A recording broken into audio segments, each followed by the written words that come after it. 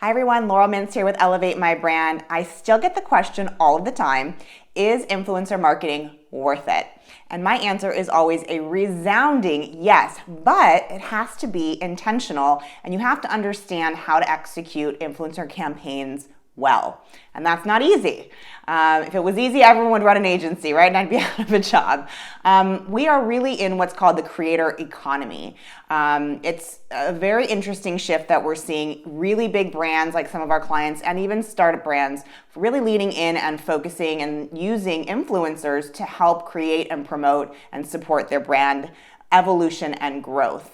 UGC, user-generated content, is still a highly effective way to use influencers, and creating what we call a groundswell effect, where you have a lot of influencers talking about your products all at one time, is a really impactful way to launch a new brand, a new product line, or launch within a new market.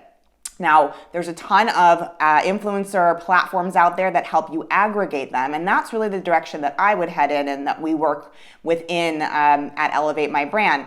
We can't really build one-off relationships. I mean, you can, but it's really, really challenging. And then the vetting process, the follow-up, the payments, the taxes, all of the challenges that go along with building those one-on-one relationships and having to do that multiple times over is solved with an aggregator platform. So that would be my recommendation. If you're gonna go down that path, try the one-off, see if it works for you. We have found it to be not as effective because it's not as controllable, right? You can't really control the message, the timing, the payments, all of those components, the creative itself, when it's a one-to-one relationship.